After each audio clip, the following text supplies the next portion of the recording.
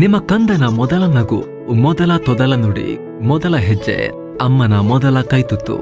ಸದೃಢ ಹಾಗೂ ಆರೋಗ್ಯಕರ ಬೆಳವಣಿಗೆಗಾಗಿ ಪಾರಂಪರಿಕ ಪದ್ಧತಿಯಲ್ಲಿ ತಯಾರಾದ ಪೌಷ್ಟಿಕ ಆಹಾರ ಮಿಲೆಕ್ಸ್ ಮದರ್ ರೂಟ್. ಮೂಳೆಗಳ ಹಾಗೂ ಮೆದುಳಿನ ಬೆಳವಣಿಗೆಗೆ ಪೂರಕ ಮಿಲೆಕ್ಸ್ ಮದರ್ ರೂಟ್. ತಾಯಿಯ ಪ್ರೀತಿಯಷ್ಟೇ ಪರಿಶುದ್ಧ. ಖರೀದಿಸಲು ಲಿಂಕ್ ಡಿಸ್ಕ್ರಿಪ್ಷನ್ ಹಾಗೂ ಪಿನ್ ಕಾಮೆಂಟ್ನಲ್ಲಿದೆ.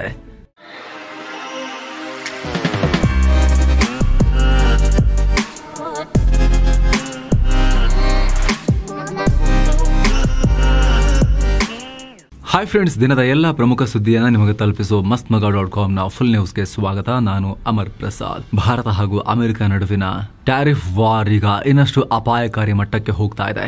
ಭಾರತದ ವಿರುದ್ಧ ಮನಸೋ ಇಚ್ಛೆ ಹೇಳಿಕೆ ಕೊಡ್ತಿರುವ ಅಮೆರಿಕ ನಾಯಕರಿಗೆ ಭಾರತ ಮತ್ತೊಂದು ಕಪಾಲ ಮೋಕ್ಷ ಮಾಡೋಕೆ ಮುಂದಾಗಿದೆ.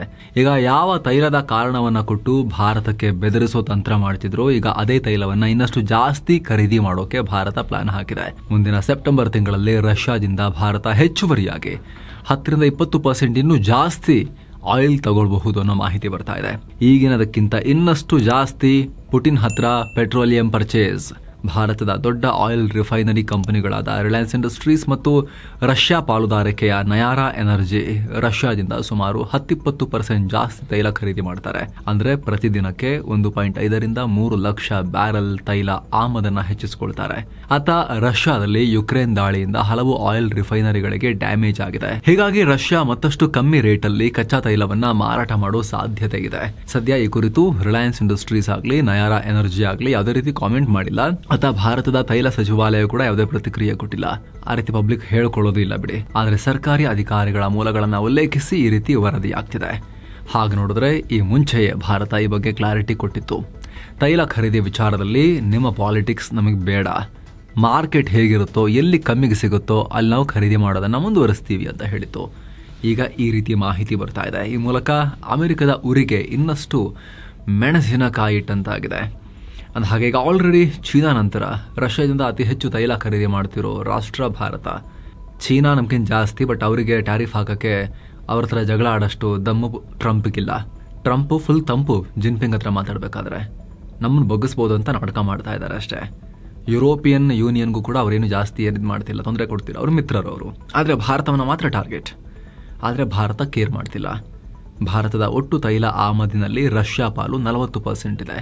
ಟ್ರಂಪ್ರ ಬೆದರಿಕೆಗಳ ನಡುವೆ ಆಗಸ್ಟ್ ತಿಂಗಳ ಮೊದಲ 20 ದಿನ ಪ್ರತಿದಿನಕ್ಕೆ 15 ಲಕ್ಷ ಬ್ಯಾರೆಲ್ ತೈಲವನ್ನು ಭಾರತ ಇಂಪೋರ್ಟ್ ಮಾಡೋದನ್ನು ಕಂಟಿನ್ಯೂ ಮಾಡಿತ್ತು. ಜನವರಿ-ಜೂನ್ ನಡುವಿನ ಪೀರಿಯಡ್ಗೆ ಹೋಲಿಸಿದ್ರೆ ಸ್ವಲ್ಪ ಕಮ್ಮಿ. ಆಗ ಪ್ರತಿದಿನಕ್ಕೆ 14 ಲಕ್ಷ ಬ್ಯಾರೆಲ್ ತರಿಸ್ಕೊಳ್ತಿತ್ತು. 1 ಲಕ್ಷ ಬ್ಯಾರೆಲ್ ಡೌನ್ ಆಗಿತ್ತು ಅಷ್ಟೇ. ಆದರೆ ಈಗ ಪುಟಿನ್ ಮತ್ತು ಮೋದಿಯವರ ಭೇಟಿ ನಂತರ ಸೆಪ್ಟೆಂಬರ್ ಆರಂಭದಿಂದ ತೈಲ ಖರೀದಿ ಇನ್ನಷ್ಟು ಹೆಚ್ಚಳ ಆಗ್ತಾ ಇದೆ. 10-20% ಜಂಪ್ ಆಗಬಹುದು ಅನ್ನೋ ಮಾಹಿತಿ ಬರ್ತಾ ಇದೆ. ಏನೋ ಭಾರತ ವಿರುದ್ಧ ಅಮೆರಿಕ ಅಧ್ಯಕ್ಷ ಡೊನಾಲ್ಡ್ ಟ್ರಂಪ್ ತಗೊಂಡಿರೋ ಟ್ಯಾರಿಫ್ ಕ್ರಮಕ್ಕೆ ಅಮೆರಿಕದಲ್ಲೇ ವಿರೋಧ ದಿನೇ ದಿನೇ ಜಾಸ್ತಿ ಆಗ್ತಾ ಹೋಗ್ತಿದೆ. ಟ್ರಂಪ್ ಭಾರತದ ಮೇಲೆ ಇಷ್ಟು ಟ್ಯಾರಿಫ್ ಹಾಕೋಕೆ ಏನು ಕಾರಣ ಇರಬಹುದು ಅಂತ ನಾನಾ ಆಂಗಲ್ನಲ್ಲಿ ಲೆಕ್ಕಾಚಾರ ಹಾಕಲಾಗ್ತಾ ಇದೆ. ಅಮೆರಿಕದ ಖ್ಯಾತ ಫಿನಾನ್ಷಿಯಲ್ ಕಂಪನಿ ಜೆಫ್ರೀಸ್ ಕೂಡ ಟ್ರಂಪ್ ಟ್ಯಾರಿಫ್ ಹಿಂದಿನ ಉದ್ದೇಶ ಏನಿರಬಹುದು ಅಂತ ವಿಶ್ಲೇಷಿಸಿದೆ. ಜೆಫ್ರೀಸ್ ಪ್ರಕಾರ ಪಾಕಿಸ್ತಾನ್ ಜೊತೆ ಸಂಘರ್ಷ ನಡೆದಾಗ ಅಮೆರಿಕಗೆ ಮಧ್ಯಸ್ಥಿಕೆ ವಹಿಸೋಕೆ ಭಾರತ ಬಿಟ್ಟಿರಲಿಲ್ಲ. ಇದರಿಂದ ನೊಬೆಲ್ ಶಾಂತಿ ಪ್ರಶಸ್ತಿಯನ್ನ ಪಡೆಯೋ ಟ್ರಂಪ್ ಕನಸನ್ನ ಭಾರತ ತಣ್ಣೀರ್ ಹಾಕ್ತು ಅದಕ್ಕೆ. ಇದರಿಂದ ಟ್ರಂಪ್ ಭಾರತದ ಮೇಲೆ ಇಷ್ಟು ಟ್ಯಾರಿಫ್ ಹಾಕಿರಬಹುದು ಅಂತ ಜೆಫ್ರೀಸ್ ಹೇಳಿದೆ.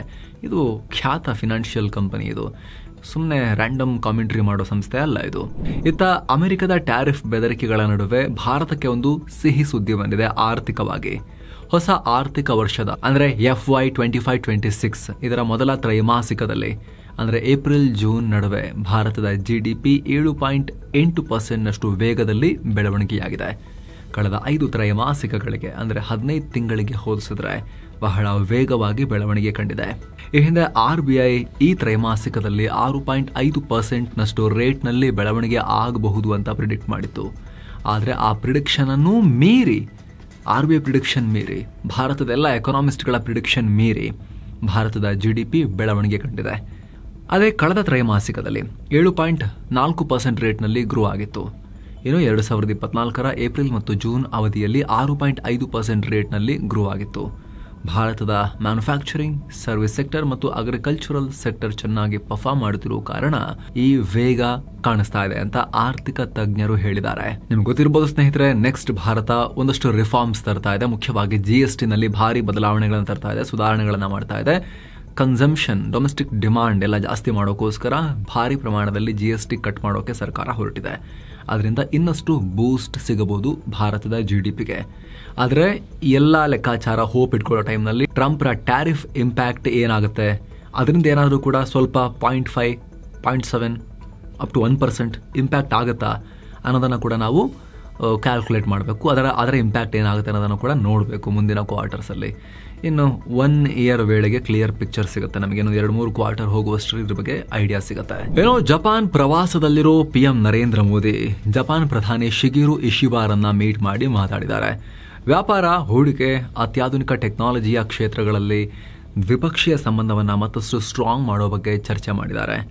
High technology, AI, semiconductor, rare earth minerals ಹೀಗೆ ಅನೇಕ ಕ್ಷೇತ್ರಗಳಲ್ಲಿ ಸಹಯೋಗಕ್ಕೆ ಹಲವು ಒಪ್ಪಂದಗಳಿಗೆ ಸೈನ್ ಹಾಕಿದ್ದಾರೆ. ಈ ಟೈಮ್ನಲ್ಲಿ ಮೋದಿ ದೊಡ್ಡ ಘೋಷಣೆ ಮಾಡಿದ್ದಾರೆ. ಭಾರತದ ಬಹುನಿರೀಕ್ಷಿತ ಚಂದ್ರಯಾನ್ 5 ಮಿಷನ್ಗೆ ಜಪಾನ್ ಪಾರ್ಟ್ನರ್ ಆಗಿರುತ್ತೆ ಅಂತ ಹೇಳಿದ್ದಾರೆ. ಇನ್ನು ಜಪಾನ್ ಪ್ರಧಾನಿ ಶಿಗೆರು ಇಶಿಬಾ 1 ದಶಕದಲ್ಲಿ ಭಾರತದ ಮೇಲೆ $10 ಟ್ರಿಲಿಯನ್ ಅಂದ್ರೆ $67 ಬಿಲಿಯನ್ ಹೂಡಿಕೆ ಮಾಡೋ ಗುರಿ ಇಟ್ಕೊಂಡಿದ್ದೀವಿ ಅಂತ ಘೋಷಿಸಿದ್ದಾರೆ. ಏನೋ ಮೋದಿ ಜಪಾನ್ನ ಮಾಜಿ ಪ್ರಧಾನಿ ಯೋಶಿಹಿಡೆ ಸುಗಾರನ್ನ ಕೂಡ ಮೀಟ್ ಮಾಡಿದ್ದಾರೆ. ಜಪಾನ್ನ ಸಂಸದರು ಮತ್ತು ಅನೇಕ ಟಾಪ್ ಅಧಿಕಾರಿಗಳನ್ನ ಕೂಡ ಮೀಟ್ ಮಾಡಿದ್ದಾರೆ. ಏನೋ ಮೋದಿಗೆ ಗೌರವ ಕೊಡೋಕೆ ಜಪಾನ್ನ ಅತಿ ಎತ್ತರದ ಟವರ್ ಟೋಕಿಯೋ ಸ್ಕೈ ಟ್ರೀ ಭಾರತದ ತ್ರಿವರ್ಣ ಧ್ವಜದ ಬಣ್ಣದಲ್ಲಿ ಕಂಗೊಳಿಸಿದೆ. ಏನೋ ಬುರ್ಡೆ ಫೈಲ್ಸ್ ಕೇಸ್ನಲ್ಲಿ ಗಿರೀಶ್ ಮಟ್ಟಣ್ಣನವರಿಗೆ ಸಂಕಷ್ಟದ ಮೇಲೆ ಸಂಕಷ್ಟ. ಕ್ಷೇತ್ರದ ಸಾಮೂಹಿಕ ವಿವಾಹದ ಬಗ್ಗೆ ಮಟ್ಟಣ್ಣನವರ್ ಅವಹೇಳನಕಾರಿ ಹೇಳಿಕೆ ಕೊಟ್ಟಿರೋ ಕಾರಣ ಅವರ ವಿರುದ್ಧ ರಾಜ್ಯ ಮಹಿಳಾ ಆಯೋಗಕ್ಕೆ ದೂರು ಕೊಡಲಾಗಿದೆ. ಅವ್ರ ಮೇಲೆ ಸೂಕ್ತ ಕ್ರಮ ತಗೊಳ್ಳಿ ಅಂತ ಕೇಳಿಕೊಳ್ಳಲಾಗಿದೆ.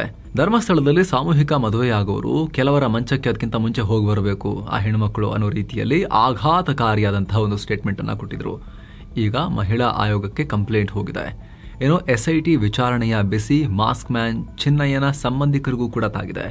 ಚಿನ್ನಯ್ಯರ ಅಣ್ಣ ತನಾಸಿಯ ಪುತ್ರ ಪುರುಷೋತ್ತಮನನ್ನ ಕೂಡ SIT ವಿಚಾರಣೆಗೆ ಒಳಪಡಿಸ್ತಾ ಇದೆ. ಏನೋ ಕ್ಷೇತ್ರದ ವಿರುದ್ಧ ಆರೋಪ ಮಾಡಿ AI ವಿಡಿಯೋ ಮಾಡಿ ಹರಿಬಿಟ್ಟಿದ್ದ ಸಮೀರ್ಗೂ ಕೂಡ ಸಂಕಷ್ಟ ಬೆನ್ನು ಸುತ್ತಕೊಳ್ತಾ ಇದೆ. ಪ್ರಕರಣಕ್ಕೆ ಸಂಬಂಧಪಟ್ಟಂತೆ ಗಂಭೀರ ಆರೋಪಗಳನ್ನು ಎದುರಿಸ್ತಾ ಇರೋ ಸಮೀರ್ಗೆ ಪೊಲೀಸರು ವಿಚಾರಣೆಗೆ ಹಾಜರಾಗುವಂತೆ ಸೂಚನೆ ಕೊಟ್ಟಿದ್ರು. ಆದ್ರೀಗ ಸಮೀರ್ ಹುಷಾರಿಲ್ಲ ಅಂತ ಹೇಳಿ ವಿಚಾರಣೆಗೆ ಹಾಜರಾಗಿಲ್ಲ. ಈ ನಡುವೆ ಶ್ರೀ ಕ್ಷೇತ್ರ ಹಾಗೂ ಧರ್ಮಾಧಿಕಾರಿ ವೀರೇಂದ್ರ ಹೆಗ್ಡೆ ಅವರ ಪರವಾಗಿ ರಾಜ್ಯ ಮತ್ತು ಹೊರ ರಾಜ್ಯಗಳ ಜೈನ ಸಮುದಾಯದಿಂದ ಬೆಳ್ತಂಗಡಿಯಲ್ಲಿ ಬೃಹತ್ ಜಾಥಾ ಕೂಡ ನಡೆಸಲಾಗಿದೆ. ಈ ವೇಳೆ 15ಕ್ಕೂ ಅಧಿಕ ಜೈನ ಭಟ್ಟಾರಕ ಸ್ವಾಮಿಗಳು ಪಾಲ್ಗೊಂಡಿದ್ರು. ಈ ಟೈಮ್ನಲ್ಲಿ ಮಾತನಾಡಿದ ಡಾಕ್ಟರ್ ವೀರೇಂದ್ರ ಹೆಗ್ಡೆ, ಇವತ್ತು ಕ್ಷೇತ್ರಕ್ಕೆ ಕಳೆ ಬಂದಿದೆ. ಸದ್ಯ SIT ತನಿಖೆ ಆಗ್ತಾ ಇದೆ. ಹೆಚ್ಚು ಮಾತನಾಡಬಾರದು ಅನ್ನೋ ಆದೇಶ ಆಗಿದೆ. ಹೆಣ್ಣು ಮಕ್ಕಳು ಕಣ್ಣೀರು ಹಾಕ್ತಿದ್ದಾರೆ, ವೇತನ ಪಡ್ತಿದ್ದಾರೆ ಅಂತ ಭಕ್ತರು ಹೇಳ್ತಾರೆ. ಜನರು ನಮಗೆ ನೆಮ್ಮದಿ ಇಲ್ಲ ಅಂತಿದ್ದಾರೆ, ಬೇಸರವಾಗಿದೆ ಅಂತಿದ್ದಾರೆ. ಹೆಣ್ಮಕ್ಳು ಕೂಡ ಪ್ರತಿಭಟನೆಗೆ ತಯಾರಾಗ್ತಿದ್ದಾರೆ. ಆದ್ರೆ ಎಲ್ಲರೂ ಸಂಯಮದಿಂದ ಇರಿ. ನಾನು ಯಾವತ್ತೂ ಸತ್ಯ ಬಿಟ್ಟು ಆ ಕಡೆ ಹೋಗಿಲ್ಲ, ಹೋಗೋದು ಇಲ್ಲ. ಸತ್ಯ ಅನ್ನೋದು ಒಂದೇ.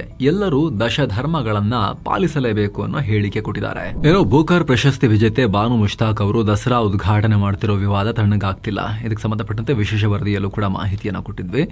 ಅಪ್ಡೇಟ್ ಏನು ಅಂದ್ರೆ ಇವಾಗ ಬಾನು ಮುಷ್ತಾಕ್ ಕನ್ನಡಾಂಬೆ ಬಗ್ಗೆ ಕೊಟ್ಟಿದ್ದ ಹೇಳಿಕೆ ಬಗ್ಗೆ ಮೊದಲು ಕ್ಲಾರಿಟಿ ಕೊಡ್ಲಿ. ಅವ್ರು ಕ್ಲಾರಿಟಿ ಕೊಡೋ ತನಕ ಅವರು ಉದ್ಘಾಟನೆ ಮಾಡೋದಕ್ಕೆ ನನ್ನ ವಿರೋಧ ಇದೆ ಅಂತ ಹೇಳಿ ಸಂಸದ ಯದುವೀರ್ ಹೇಳಿದ್ದಾರೆ. ಇನ್ನೊಂದು ಕಡೆ ವಿಪಕ್ಷ ನಾಯಕ ಅಶೋಕ್ ಬಾನು ಮುಷ್ತಾಕ್ ಗೋಮಾಂಸ ತಿಂದು ಹೇಗೆ ಪೂಜೆ ಮಾಡ್ತಾರೆ ಅನ್ನೋ ಪ್ರಶ್ನೆ ಕೇಳಿದ್ದಾರೆ. ಈ ನಡುವೆ ಬಿಜೆಪಿಯ ಮಿತ್ರ ಕೇಂದ್ರ ಕೈಗಾರಿಕಾ ಸಚಿವ HD ಕುಮಾರಸ್ವಾಮಿ ಬಾನು ಮುಷ್ತಾಕ್ ಆಯ್ಕೆಗೆ ನಾನು ವಿರೋಧ ವ್ಯಕ್ತಪಡಿಸಲ್ಲ ಅಂತ ಹೇಳಿದ್ದಾರೆ. ಆದರೆ ಚಾಮುಂಡಿ ಬೆಟ್ಟ, ಚಾಮುಂಡೇಶ್ವರಿ ದೇವತೆ ಹಿಂದೂಗಳ ಆಸ್ತಿ ಅಲ್ಲ ಅನ್ನೋ DK ಶಿವಕುಮಾರ್ ಹೇಳಿಕೆ ಅದು ಉದ್ದಟತನ. DK ಶಿವಕುಮಾರ್ದು ಆ ರೀತಿ ಹೇಳಿಕೆ ಕೊಡೋದು ಅಂತ ಕುಮಾರಸ್ವಾಮಿ ಹೇಳಿದ್ದಾರೆ. ಇನ್ನು ವಿಪಕ್ಷ ನಾಯಕ ಕಾಂಗ್ರೆಸ್ ಲೀಡರ್ ರಾಹುಲ್ ಗಾಂಧಿ ವೋಟ್ ಅಕ್ರಮದ ಆರೋಪಗಳನ್ನ ಮಾಡ್ತಿದಾರಲ್ಲ, ಈಗ ಸಿದ್ದರಾಮಯ್ಯ ಅವರು ಕೂಡ ಅದಕ್ಕೆ ಧ್ವನಿಗೂಡಿಸ್ತಾ ಇದ್ದಾರೆ. ಹೌದೌದು, ರಾಹುಲ್ ಗಾಂಧಿ ಹೇಳ್ತಿರೋದು ಸರಿ ಅಂತ.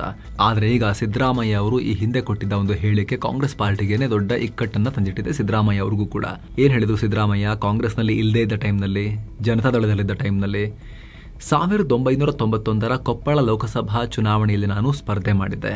ಆದ್ರೆ ಚುನಾವಣಾ ಅಕ್ರಮದಿಂದ ನಾನು ಸೋತೆ ಅಂತ ಸಿದ್ದರಾಮಯ್ಯ ಹೇಳಿದ್ರು. ಅವ್ರು ಸೋತಾಗ ಯಾವ ಪಾರ್ಟಿಯಲ್ಲಿದ್ರು? ಜನತಾದಳದಲ್ಲಿದ್ರು. ಇದನ್ನ ಸಿದ್ದರಾಮಯ್ಯ ಈ ಹಿಂದೆ ಒಂದ್ಸಲ ಹೇಳಿಕೆ ಕೊಡ್ಬೇಕಾದ್ರೆ ಹೇಳಿದ್ರು. ಇದನ್ನ ಬಿಜೆಪಿ ಈಗ ಅಸ್ತ್ರವಾಗಿ ಇಟ್ಕೊಂಡಿದೆ. ನೀವು ಜನತಾದಳದಿಂದ ಸ್ಪರ್ಧೆ ಮಾಡಿದ್ರಿ, ರಾಜ್ಯದಲ್ಲೂ ಕಾಂಗ್ರೆಸ್ ಪಕ್ಷ ಇತ್ತು, ಕೇಂದ್ರದಲ್ಲೂ ಕಾಂಗ್ರೆಸ್ ಬೆಂಬಲಿತ ಸರ್ಕಾರ ಇತ್ತು. ಈಗ ಹೇಳಿ, ನಿಮ್ಮನ್ನು ಯಾರು ಸೋಲಿಸಿದ್ರು, ಯಾರು ಚುನಾವಣಾ ಅಕ್ರಮವನ್ನು ಮಾಡಿದ್ರು? ಇದೇ ಅಲ್ವಾ ಕಾಂಗ್ರೆಸ್ ಅಂತ ಹೇಳಿ ಬಿಜೆಪಿ ಸಿದ್ದರಾಮಯ್ಯ ಅವರಿಗೆ ಪ್ರಶ್ನೆ ಮಾಡಿದೆ. ಏನೋ PM ನರೇಂದ್ರ ಮೋದಿ ತಮ್ಮ 75ನೇ ವರ್ಷದ ಹುಟ್ಟುಹಬ್ಬದ ನಂತರ ಅಂದ್ರೆ ಮುಂದಿನ ಸೆಪ್ಟೆಂಬರ್ ತಿಂಗಳಲ್ಲಿ ನಿವೃತ್ತಿ ಹೊಂತಾರೆ ಅನ್ನೋ ಊಹಾಪೋಹಗಳಿಗೆ RSS ಮುಖ್ಯಸ್ಥ ಮೋಹನ್ ಭಾಗವತ್ ಬ್ರೇಕ್ ಹಾಕಿದ್ದಾರೆ. ಇಲ್ಲಿ ಮೋಹನ್ ಭಾಗವತ್ ಅವರು ಕೂಡ just before PM Narendra Modi ಅವರು ಕೂಡ 75 ಆಗ್ತಿದ್ದಾರೆ. ಸೊ ಅವರು ರಿಟೈರ್ ಆಗಿ ಮೋದಿಗೆ ಒಂದು ಮೇಲ್ಪಂಕ್ತಿ ಹಾಕೊಡ್ತಾರೆ ಅಂತೆಲ್ಲ ಚರ್ಚೆ ನಡೀತಾ ಇತ್ತು. ಭಾಗವತ್ ಇಲ್ಲ ನಾನು ಹಂಗೆ ಹೇಳಲಿಲ್ಲ, ನಾನು ಆಗ್ತೀನಂತನೂ ಹೇಳಲಿಲ್ಲ, ಬೇರೆಯವರು ಕೂಡ ಯಾರಾದರೂ 75 ಆದ ತಕ್ಷಣ ರಿಟೈರ್ ಆಗಬೇಕು ಅಂತ ನಾನೇನು ಹೇಳಲಿಲ್ಲ ಅನ್ನೋ ಹೇಳಿಕೆ ಕೊಟ್ಟಿದ್ದಾರೆ. ನನ್ನ ಬುಡಕ್ಕೂ ತಂದ್ರಲ್ಲೋ ಅಂತ ಅನ್ಕೊಂಡಿರ್ಬೋದು ಅವರು. ಸಂಘದಲ್ಲಿ ನಾವೆಲ್ಲರೂ ಸ್ವಯಂ ಸೇವಕರು, ನಮಗಿಲ್ಲಿ ಒಬ್ಬೊಬ್ಬರಿಗೆ ಒಂದೊಂದು ಕರ್ತವ್ಯ ಕೊಟ್ಟಿದ್ದಾರೆ. ಸಂಘ ಪರಿವಾರ ಏನು ಹೇಳುತ್ತೋ ನಾವು ಅದನ್ನು ಮಾಡ್ತೀವಿ. ನಾವು ಯಾವಾಗ ಬೇಕಾದರೂ ನಿವೃತ್ತಿ ಹೊಂದೋಕೆ ರೆಡಿ ಇದ್ದೀವಿ. ಎಲ್ಲಿ ತನಕ ನಾವು ಕೆಲಸ ಮಾಡಬೇಕು ಅಂತ ಸಂಘ ಪರಿವಾರ ಬಯಸುತ್ತೋ ಅಲ್ಲಿವರೆಗೂ ಕೆಲಸ ಮಾಡೋಕೆ ತಯಾರಿದ್ದೀವಿ ಅನ್ನೋ ಹೇಳಿಕೆ ಕೊಟ್ಟಿದ್ದಾರೆ. ಇನ್ನು ಮಮತಾ ಬ್ಯಾನರ್ಜಿ ಅವರ ಪಾರ್ಟಿ TMC ಅದರ ಸಂಸದೆ ಮಹುವಾ ಮೊಯಿತ್ರಾ ಕೇಂದ್ರ ಗೃಹ ಮಂತ್ರಿ ಅಮಿತ್ ಶಾ ಅವರ ವಿರುದ್ಧ ವಿವಾದಾಸ್ಪದ ಹೇಳಿಕೆ ಕೊಟ್ಟಿದ್ದಾರೆ. ಅಮಿತ್ ಶಾ ಅವರ ಹೆಂಗ್ ಹೇಳೋದನ್ನ ತಲಬೇಕು ಅನ್ನೋ ಹೇಳಿಕೆಯನ್ನ ಕೊಟ್ಟಿದ್ದಾರೆ. ಅಮಿತ್ ಶಾಗೆ ಭಾರತದ ಗಡಿ ರಕ್ಷಣೆ ಮಾಡೋಕ್ಕಾಗ್ತಿಲ್ಲ, ಭಾರತದ ಒಳಗೆ ನುಗ್ಗುವ ಅಕ್ರಮ ನುಸುಳುಕೋರರು ಮಹಿಳೆಯರನ್ನ ಅಗೌರವದಿಂದ ನೋಡ್ತಿದ್ದಾರೆ, ನಮ್ಮ ಜಾಗವನ್ನು ನುಂಗ್ತಾ ಇದ್ದಾರೆ ಅಂದ್ರೆ ಅಮಿತ್ ಶಾ ಅವರ ತಲೆ ಬೇಕು ಅನ್ನೋ ಹೇಳಿಕೆ ಕೊಟ್ಟಿದ್ದಾರೆ. ಸುಮ್ಮನೆ ಏನೋ ತಲೆದಂಡ ಆಗಬೇಕು, ಹುದ್ದೆಯನ್ನು ತೆಗಿಬೇಕು ಅಂತಲ್ಲ, ತಲೆಯನ್ನು ಮಾಡಿಬಿಟ್ಟದೊಂದು ಟೇಬಲ್ ಮೇಲೆ ಪ್ರದರ್ಶನಕ್ಕಿಡಬೇಕಂತೆ. ಎಲ್ಲೆಲ್ಲಿಂದ ಇನ್ಸ್ಪಿರೇಷನ್ ಪಡ್ಕೊಂಡ್ ಬರ್ತಾರೋ ಈ ಥರ ಹೇಳಿಕೆಯನ್ನು ಕೊಡೋಕ್ಕೆ. Loose talk. ನಮ್ಮಲ್ಲಿ ಕರ್ನಾಟಕದಲ್ಲಿ 3 ಪಾರ್ಟಿಲಿ ಒಬ್ಬೊಬ್ರು ಈ ರೀತಿ ಹರಕು ಬಾಯಿನವ್ರು ಇದ್ರು. ಯಾರಂತ ನಿಮಗೆ ಗೊತ್ತು? ಕಾಮೆಂಟ್ ಮಾಡಿ ತಿಳಿಸಿ ಯಾರ್ಯಾರು ಅಂತ ಹೇಳಿ. ಈಗ 3 ಜನನೂ ಈಗ ಅಷ್ಟು ಆಕ್ಟಿವ್ ರೋಲಲ್ಲಿಲ್ಲ. ಅವರೆಲ್ಲರೂ ಕೇಳಿಸ್ಕೊಂಡ್ರೆ ಮಹುವಾ ಮೊಯಿತ್ರಾ ಹೇಳಿಕೆಯನ್ನು, ನಮ್ಮ ಇಡೀ ಜೀವಮಾನದ ಸಾಧನೆಯನ್ನು ಒಂದು ಹೇಳಿಕೆಯಲ್ಲಿ ಈ ಮಹಾತಾಯಿ ನಾಚಿಕೆಯನ್ನು ತಲೆ ತಗ್ಸಂಗೆ ಮಾಡಲ್ಲ. ನಮ್ಮ ಜೀವಮಾನದ ಸಾಧನೆಯನ್ನೆಲ್ಲ ಏಕೆ ಮೀರಿಸ್ಬಿಟ್ರಲ್ಲ ಈ ಮಹುವಾ ಮೊಯಿತ್ರಾ ಅಂತ ಯೋಚನೆ ಮಾಡ್ತಾರೆ. ಆ ರೀತಿ ಮಾತಾಡಿದ್ದಾರೆ ಇವರು, ಮೇನ್ ಸ್ಟ್ರೀಮ್ ಪೊಲಿಟಿಷಿಯನ್. ಏನೋ ದೇಶದಲ್ಲಿ ಮಳೆ ಮುಂದುವರೆದಿದೆ. ಉತ್ತರಾಖಂಡ್ನ ಬಾಗೇಶ್ವರ ಅನ್ನೋ ಕಡೆ ಮೇಘ ಸ್ಫೋಟ ಉಂಟಾಗಿದೆ. ಪರಿಣಾಮ 4 ಮೃತಪಟ್ಟು 8 ಮಂದಿ ಕಾಣೆಯಾಗಿದ್ದಾರೆ. ರುದ್ರಪ್ರಯಾಗ್ ಮತ್ತು ಚಮೋಲಿ ಜಿಲ್ಲೆಯಲ್ಲಿ ಭೀಕರ ಪ್ರವಾಹ ಉಂಟಾಗಿದೆ. ಅನೇಕ ಮನೆ, ಕಟ್ಟಡ ಮತ್ತು ಸೇತುವೆಗಳು ಕುಸಿದಿವೆ. ಜನ, ಜಾನುವಾರುಗಳು ಸಿಕ್ಕಾಕೊಂಡಿದ್ದಾರೆ. ನದಿಗಳು ಉಕ್ಕಿ ಹರಿದು ಮನೆಯೊಳಗೆ ನೀರು ನುಗ್ಗಿದೆ. ಇದರಿಂದ ಜನ ಸುರಕ್ಷಿತ ಸ್ಥಳಗಳಿಗೆ ಹೋಗಿದ್ದಾರೆ. ಇಡೀ ಜಗತ್ತನ್ನೇ ಬೆಚ್ಚಿ ಬೀಳಿಸಿದ್ದ ಪಹಲ್ಗಾಮ್ ಉಗ್ರ ದಾಳಿ ಬಗ್ಗೆ ನಡೀತಾ ಇರೋ NIA ತನಿಖೆಯಲ್ಲಿ ಒಂದಿಷ್ಟು ಮಾಹಿತಿ ಲಭ್ಯವಾಗಿದೆ. ಉಗ್ರ ದಾಳಿ ನಡೆಸೋಕೆ ಉಗ್ರರು ಅದ್ಯಾಕೆ ಪಹಲ್ಗಾಮ್ನ ಬೈಸರನ್ ಕಣಿವೆಯನ್ನೇ ಆಯ್ಕೆ ಮಾಡಿದ್ರು ಅಂತ ಗೊತ್ತಾಗಿದೆ. ಬೈಸರನ್ ಕಣಿವೆಯಲ್ಲಿ ಸ್ಥಳೀಯರು, ಗಾರ್ಡ್ಸ್ ಹೆಚ್ಚಾಗಿರಲಿಲ್ಲ. ಹತ್ತಿರದಲ್ಲಿ ಪ್ರಮುಖ ಸೆಕ್ಯೂರಿಟಿ ಸೆಂಟರ್ಗಳು ಕೂಡ ಇಲ್ಲ. ಹಾಗೆ ಪ್ರವಾಸಿಗರ ದಂಡು ಇಲ್ಲಿ ಜಾಸ್ತಿ ಇರುತ್ತೆ ಇತ್ತೀಚಿನ ದಿನಗಳಲ್ಲಿ. ಈ ಕಾರಣದಿಂದ ಉಗ್ರರು ಬೈಸರನ್ ಕಣಿವೆಯಲ್ಲಿ ದಾಳಿ ಮಾಡೋಕೆ ಪ್ಲಾನ್ ಮಾಡಿದ್ರು ಅಂತ NIA ತನಿಖೆಯಲ್ಲಿ ಈ ವಿಚಾರಗಳನ್ನ ಹೈಲೈಟ್ ಮಾಡಲಾಗಿದೆ. ಜಸ್ಟಿನ್ ಟ್ರುಡೋ ಹಾಳು ಮಾಡಿ ಹಾಕಿದ್ದ ಭಾರತ ಕೆನಡಾ ಸಂಬಂಧವನ್ನ ಸರಿ ಮಾಡಿಕೊಳ್ಳೋ ನಿಟ್ಟಿನಲ್ಲಿ ಈಗ ಹೆಜ್ಜೆ ಇಡಲಾಗ್ತಿದೆ. 2 ದೇಶಗಳು ಹೊಸ ಹೈಕಮಿಷನರ್ಗಳನ್ನ ನೇಮಕ ಮಾಡಿದೆ. 1990ರ ಬ್ಯಾಚ್ನ IFS ಅಧಿಕಾರಿಯಾಗಿರೋ ದಿನೇಶ್ K ಪಟ್ನಾಯಕ್ರನ್ನ ಕೆನಡಾದ ಮುಂದಿನ ಹೈಕಮಿಷನರ್ ಆಗಿ ಆಯ್ಕೆ ಮಾಡಲಾಗಿದೆ. ಸದ್ಯ ಸ್ಪೇನ್ನಲ್ಲಿ ಭಾರತದ ರಾಯಭಾರಿಯಾಗಿರೋ ಇವರು ಆದಷ್ಟು ಬೇಗ ಕೆನಡಾದ ಹೈಕಮಿಷನರ್ ಆಗ್ತಾರೆ ಅಂತ ಕೆನಡಾ ಕ್ರಿಸ್ಟೋಫರ್ ಕೂಟರ್ ಅನ್ನೋರನ್ನ ಭಾರತದಲ್ಲಿ ಕೂಟನೀತಿ ಮಾಡೋಕೆ ಕಳಿಸ್ತಾ ಇದ್ದಾರೆ. ಜೂನ್ನಲ್ಲಿ PM ನರೇಂದ್ರ ಮೋದಿ ಮತ್ತು ಕೆನಡಾ ಪ್ರಧಾನಿ ಮಾರ್ಕ್ ಕಾರ್ನಿ ಭೇಟಿ ನಡೆದ ನಂತರ ಈ ಬೆಳವಣಿಗೆಯಾಗ್ತಾ ಇದೆ. 2018ರ ಕುಖ್ಯಾತ ಬಿಟ್ಕಾಯಿನ್ ಪ್ರಕರಣದಲ್ಲಿ ಅಹಮದಾಬಾದ್ನ ಸೆಷನ್ ಕೋರ್ಟ್ ಐತಿಹಾಸಿಕ ತೀರ್ಪನ್ನು ಕೊಟ್ಟಿದೆ. ಬಿಜೆಪಿ ಮಾಜಿ ಶಾಸಕ ನಳಿನ್ ಕೊಠಾಡಿಯಾ ಮತ್ತು ಗುಜರಾತ್ನ ಹಿರಿಯ ಪೊಲೀಸ್ ಅಧಿಕಾರಿಗಳು ಸೇರಿದ ಹಾಗೆ 14 ಆರೋಪಿಗಳಿಗೆ ಜೀವಾವಧಿ ಶಿಕ್ಷೆ ಕೊಟ್ಟಿದೆ. ಈ ಪ್ರಕರಣದ ಆರೋಪಿಗಳು ಫೆಬ್ರವರಿ 2018ರಲ್ಲಿ ಗಾಂಧಿನಗರದ CBI ಕಚೇರಿಯವರು ಅಂತ ಹೇಳಿಕೊಂಡು ಸೂರತ್ ಬಿಲ್ಡರ್ ಶೈಲೇಶ್ ಭಟ್ ಅವರಿಗೆ ಬೆದರಿಕೆ ಹಾಕಿ ಅವರನ್ನ ಪೆಟ್ರೋಲ್ ಪಂಪ್ನಿಂದ ಅಪಹರಿಸಿದ್ರು. ಆಮೇಲೆ ಅವರಿಂದ 9 ಕೋಟಿ ರೂಪಾಯಿ ಮೌಲ್ಯದ 176 ಬಿಟ್ಕಾಯಿನ್ಗಳನ್ನು ಎಗರಿಸ್ಕೊಂಡು ಹೋಗಿದ್ರು, ವರ್ಗಾವಣೆ ಮಾಡಿಕೊಂಡು ಸುಲಿಗೆ ಮಾಡಿದ್ರು. ವಿಚಾರಣೆಯಲ್ಲಿ ಆಗಿನ SP ಜಗದೀಶ್ ಪಟೇಲ್ ಮತ್ತು ಮಾಜಿ ಶಾಸಕ ನಳಿನ್ ಕೊಠಾಡಿಯಾ ಅವರ ಹೆಸರುಗಳು ಬಹಿರಂಗ ಆಗಿದ್ವು. ಈಗ ಜೀವಾವಧಿ ಶಿಕ್ಷೆಯನ್ನ ವಿಧಿಸಲಾಗಿದೆ ಅವರಿಗೆ. ಮತ್ತೊಂದು ಕಡೆ ಪಾಕಿಸ್ತಾನ ಮತ್ತೆ ಭಾರತವನ್ನ ಸಣ್ಣಗೆ ಕೆಣ್ಕೋ ಪ್ರಯತ್ನ ಮಾಡ್ತಾ ಇದೆ. ಕೈ ಕಡಿತಾ ಇದೆ ಅನ್ಸುತ್ತೆ ಆಸಿಮ್ ಮುನೀರ್ಗೆ. ಜಮ್ಮು ಕಾಶ್ಮೀರದ ನೌಶರಾ ಸೆಕ್ಟರ್ನ LOC ಗಡಿ ಹತ್ರ ಪದೇ ಪದೇ ಡ್ರೋನ್ ಕಳಿಸೋದು. ಈಗ ಮತ್ತೆ ಡ್ರೋನ್ಗಳು ಬಂದಿದ್ದಾವೆ. ರಾತ್ರಿ ಸುಮಾರು 11 ಗಂಟೆಗೆ ಪತ್ತೆಯಾಗಿದ್ವು. ಕಂಡು ಬಂದ ತಕ್ಷಣ ಆ ಭಾಗದಲ್ಲಿದ್ದ ಭದ್ರತಾ ಪಡೆಗಳು ಅಲರ್ಟ್ ಆದ್ರು. ಇಡೀ ಗಡಿಯಲ್ಲಿ ಹದ್ದಿನ ಕಣ್ಣಿಟ್ಟು ಈಗ ನಮ್ಮ ಸೇನೆ ಕೆಲಸ ಮಾಡ್ತಾ ಇದೆ. ಮಾಜಿ RBI ಗವರ್ನರ್ ಪಿಎಂ ನರೇಂದ್ರ ಮೋದಿಯವರ ಪಾಲಿನ ಪ್ರೀತಿಯ ಸಾಂಪ್ ಹಾವು ಉರ್ಜಿತ್ ಪಟೇಲ್ ಐಎಂಎಫ್ನ ಕಾರ್ಯನಿರ್ವಾಹಕ ನಿರ್ದೇಶಕರಾಗಿ ನೇಮಕಗೊಂಡಿದ್ದಾರೆ. ಮುಂದಿನ 3 ವರ್ಷಗಳ ಅವಧಿಗೆ ಇವರೇ ಐಎಂಎಫ್ನ ಎಕ್ಸಿಕ್ಯೂಟಿವ್ ಡೈರೆಕ್ಟರ್ ಆಗಿ ಕೆಲಸ ಮಾಡ್ತಾರೆ. ಇವರು ಈ ಹಿಂದೆ RBI ಗವರ್ನರ್ ಆಗಿದ್ದಾಗ ಮೋದಿ ಇವರ ಮೇಲೆ ಬೇಸರಗೊಂಡಿದ್ರಂತೆ. RBI ಹತ್ರ ಇರೋ ದುಡ್ಡನ್ನ ಕೊಡಕ್ಕೆ ರೆಡಿ ಇಲ್ಲ ಇವರು ಗವರ್ಮೆಂಟ್ಗೆ ಅಂತ ಹೇಳಿ ಎಕ್ಸ್ಟ್ರಾ ಮನಿಯನ್ನ. ಸರ್ಕಾರದ ಒಂದು ಮೀಟಿಂಗ್ ನಲ್ಲಿ ಕೂತಿದ್ದಾಗ ಪಿಎಂ ಮೋದಿ ಬಹಳ ಸಿಡಿಮಿಡಿಗೊಂಡು ಈ ಉರ್ಜಿತ್ ಪಟೇಲ್ ಏನು ಒಳ್ಳೆ ನಿಧಿ ಮೇಲೆ ನಾಗ ಕೂತಂಗೆ ಹಾವು ಕೂತಂಗೆ ಇವರು ದುಡ್ಡು ಮೇಲೆ ಹತ್ತಿ ಕೂತ್ಕೊಂತಾರಲ್ಲ, ಇವರು ದುಡ್ಡೇ ಬಿಚ್ಚಲ್ವಲ್ಲ ಅಂತೇಳಿ ಬೇಸರ ವ್ಯಕ್ತಪಡಿಸಿದ್ರಂತೆ ಸಾಂಪ್ ಅಂತೇಳಿ. ಅದಾವಾಗ ಇನ್ಸೈಡ್ ರಿಪೋರ್ಟ್ಗಳು ಬಹಳ ವೈರಲ್ ಆಗಿದ್ವು ಆಗಿನ ಟೈಮ್ನಲ್ಲಿ. ಸೊ ಈಗ ಇವರು IMFಗೆ ಹೋಗ್ತಿದ್ದಾರೆ. ಕೇಂದ್ರ ಸರ್ಕಾರ ಭಾರಿ ಪ್ರಮಾಣದಲ್ಲಿ GSTಯನ್ನ ಕಮ್ಮಿ ಮಾಡೋ ವಿಚಾರಕ್ಕೆ ಹೆಜ್ಜೆ ಇಡ್ತಾ ಇದೆ. ಅದಕ್ಕೆ ವಿಪಕ್ಷ ಆಡಳಿತದ ರಾಜ್ಯ ಸರ್ಕಾರಗಳು ಅಪಸ್ವರ ಎತ್ತಿವೆ, ವಿರೋಧ ವ್ಯಕ್ತಪಡಿಸಿವೆ. ದೊಡ್ಡ ಪ್ರಮಾಣದಲ್ಲಿ ನಷ್ಟ ಆಗುತ್ತೆ, ನಮಗೆ ಮಾಡೋಕ್ಕಾಗಲ್ಲ ಇಷ್ಟೆಲ್ಲ ಕಮ್ಮಿ ಅಂತ ಹೇಳಿದ್ದಾರೆ. ಪ್ರತಿ ವರ್ಷ ಹತ್ತತ್ರ 85,000 ಕೋಟಿಯಿಂದ 2 ಲಕ್ಷ ಕೋಟಿ ರೂಪಾಯಿ ಅಷ್ಟು ದುಡ್ಡು ಕಮ್ಮಿ ಆಗುತ್ತೆ ಸರ್ಕಾರಗಳಿಗೆ ಅಂತ ಕರ್ನಾಟಕ ಸರ್ಕಾರ, ತಮಿಳುನಾಡು, ಕೇರಳ, ಪಶ್ಚಿಮ ಬಂಗಾಳ, ಹಿಮಾಚಲ ಪ್ರದೇಶ, ಜಾರ್ಖಂಡ್ ಮತ್ತು ಪಂಜಾಬ್ ರಾಜ್ಯ ಸರ್ಕಾರಗಳು ವಿರೋಧ ವ್ಯಕ್ತಪಡಿಸಿವೆ. ಈ ವಿಚಾರವಾಗಿ ಸೆಪ್ಟೆಂಬರ್ 3 ಮತ್ತು 4ನೇ ತಾರೀಕು ನಡೆಯಲಿರೋ GST ಕೌನ್ಸಿಲ್ ಮುಂದೆ ಪ್ರಸ್ತಾವನೆ ಇಡೋಕೆ ಈ ರಾಜ್ಯಗಳ ಹಣಕಾಸು ಸಚಿವರು ಡಿಸೈಡ್ ಮಾಡಿದ್ದಾರೆ ಅನ್ನೋ ಮಾಹಿತಿ ಬರ್ತಾ ಇದೆ. ಕೇಂದ್ರ ಸರ್ಕಾರ ಇತ್ತೀಚೆಗಷ್ಟೇ 12%, ಆಮೇಲೆ 28% ತೆಗೆದುಹಾಕಿ ಕೇವಲ 5 ಮತ್ತು 18% 2 ಸ್ಲ್ಯಾಬ್ಗಳನ್ನು ಮಾತ್ರ ಉಳಿಸ್ಕೊಳ್ಳೋಕೆ, ಆ ಮೂಲಕ ಭಾರಿ ಪ್ರಮಾಣದ ತೆರಿಗೆಯನ್ನು ಕಮ್ಮಿ ಮಾಡೋಕೆ 90% ಗೂಡ್ಸನ್ನು ಬರೀ ಬೇಸ್ 5%ಗೆ ತರೋಕೆ ಲೆಕ್ಕಾಚಾರ ಮಾಡಿದೆ ಅನ್ನೋ ಮಾಹಿತಿ ಬಂದಿತ್ತು. ಇಲ್ಲಿ ಸರ್ಕಾರ ರೇಟ್ಸ್ ಬಗ್ಗೆ ಬಾಯ್ಬಿಟ್ಟೇನು ಹೇಳಿರಲಿಲ್ಲ, ಆದರೆ ಫಿನಾನ್ಸ್ ಮಿನಿಸ್ಟ್ರಿ ಅಫಿಷಿಯಲ್ ಆಗಿ ಹೇಳಿದ್ರಲ್ಲಿ 2 ಸ್ಲ್ಯಾಬ್ಗೆ ಹೋಗೋಕೆ ನಮಗೆ ನಾವು ಪ್ಲಾನ್ ಮಾಡ್ತಾ ಇದೀವಿ ಅನ್ನೋದನ್ನ ಹೇಳಿದ್ರು. ಆದರೆ ಈಗ ಈ ನಡೆಗೆ ಕಾಂಗ್ರೆಸ್ ಮತ್ತು ವಿಪಕ್ಷಗಳ ಅಧಿಕಾರ ಇರೋ ರಾಜ್ಯ ಸರ್ಕಾರಗಳು ವಿರೋಧ ವ್ಯಕ್ತಪಡಿಸಿದ್ದಾರೆ. ಆದಾಯದ ಕೊರತೆ ಉಂಟಾಗುತ್ತೆ ನಮಗೆ ಅಂತ ಹೇಳಿ. ಏನೋ ಭಾರತದ ಷೇರುಪೇಟೆ ವಿಚಾರಕ್ಕೆ ಬಂದ್ರೆ ವಾರದ ವಹಿವಾಟಿನ ಅಂತ್ಯಕ್ಕೆ ಸೆನ್ಸೆಕ್ಸ್ 270 ಪಾಯಿಂಟ್ಸ್ ಬಿದ್ದು 79,809ಕ್ಕೆ ರೀಚ್ ಆಗಿದೆ. ನಿಫ್ಟಿ 74 ಪಾಯಿಂಟ್ಸ್ ಡೌನ್ ಆಗಿ 24,426ಕ್ಕೆ ತಲುಪಿದೆ. ಭಾರತದ ಸರಕುಗಳ ಮೇಲೆ ಅಮೆರಿಕ ಟ್ಯಾರಿಫ್ ಹೇರಿರೋದ್ರಿಂದ ಹೂಡಿಕೆದಾರರ ಕಾನ್ಫಿಡೆನ್ಸ್ ಡೌನ್ ಆಗೇ ಇದೆ. ಬಹಳ ನೆಗೆಟಿವ್ ಸೆಂಟಿಮೆಂಟ್ ಕ್ರಿಯೇಟ್ ಆಗಿದೆ. ರೆಡ್ ನಲ್ಲಿತ್ತು ಮಾರ್ಕೆಟ್. ಮಹೀಂದ್ರ ಅಂಡ್ ಮಹೀಂದ್ರ, ರಿಲಯನ್ಸ್ ಇಂಡಸ್ಟ್ರೀಸ್, ಇನ್ಫೋಸಿಸ್ ಕೆಂಪು ಪಟ್ಟಿಯಲ್ಲಿ ಕಾಣಿಸಿವೆ. ಅತ್ತ ITC, Shriram Finance, BEL green ನಲ್ಲಿದ್ವು. ಡಾಲರ್ ಮುಂದೆ ರೂಪಾಯಿ ಮೌಲ್ಯ ಸಾರ್ವಕಾಲಿಕ ಕುಸಿತ ಕಂಡಿದೆ. 57 ಪೈಸೆ ಒಂದೇ ಸಲ ಬಿದ್ದು ಈಗ $1ಗೆ 88 ರೂಪಾಯಿ 2 ಪೈಸೆ ಆಗಿದೆ. ವಿದೇಶಿ ಹೂಡಿಕೆಗಳ ಹೊರಹರಿವು ಟ್ರಂಪ್ ಟ್ಯಾರಿಫ್ನಿಂದ ಈ ಹೊಡೆತ ಬಿದ್ದಿದೆ. ಏನೋ ಚಿನ್ನ ಮತ್ತು ಬೆಳ್ಳಿ ಬೆಲೆ ವಿಚಾರಕ್ಕೆ ಬಂದ್ರೆ 24 ಕ್ಯಾರೆಟ್ನ 10 ಗ್ರಾಂ ಚಿನ್ನದ ಬೆಲೆಯಲ್ಲಿ 882 ರೂಪಾಯಿ ಹೆಚ್ಚಾಗಿ 1,02,388 ಆಗಿದೆ. 22 ಕ್ಯಾರೆಟ್ನ 10 ಗ್ರಾಂ ಚಿನ್ನದ ಬೆಲೆಯಲ್ಲಿ 807 ರೂಪಾಯಿ ಹೆಚ್ಚಾಗಿ 93,787 ರೂಪಾಯಿ ಆಗಿದೆ. 1 ಕೆಜಿ ಬೆಳ್ಳಿ ಬೆಲೆಯಲ್ಲಿ 462 ರೂಪಾಯಿ ಜಾಸ್ತಿಯಾಗಿ 1,17,572 ರೂಪಾಯಿ ಆಗಿದೆ. ಸೊ ಫ್ರೆಂಡ್ಸ್, ಇದಾಗಿತ್ತು ಇವತ್ತಿನ ಫುಲ್ ನ್ಯೂಸ್. ನಾವು ಕೊಯ್ದಿಲ್ಲ, ಎಳೆದಿಲ್ಲ, ಕಿರ್ಚಾಡಿಲ್ಲ, ಸುದ್ದಿ ತರ ನಿಮಗೆ ತಲುಪಿಸೋ ಕೆಲಸ ಮಾಡಿದ್ದೇವೆ. ಇದು ನಿಮಗೆ ಇಷ್ಟ ಆಗ್ತಿದ್ರೆ ದಯವಿಟ್ಟು ಈ ಚಾನಲ್ಗೆ ಸಬ್ಸ್ಕ್ರೈಬ್ ಮಾಡಿ, ಪಕ್ಕದ ಬೆಲ್ ಐಕಾನ್ ಮೇಲೆ ಕ್ಲಿಕ್ ಮಾಡೋದನ್ನು ಯಾವುದೇ ಕಾರಣಕ್ಕೂ ಮರಿಬೇಡಿ ಅಂತ ನಿಮ್ಮಲ್ಲಿ ನಮ್ಮ ಮನವಿ. Thank you so much. ಮತ್ತೆ ಭೇಟಿ ಆಗ್ತಿರೋಣ. ನಮಸ್ತೆ.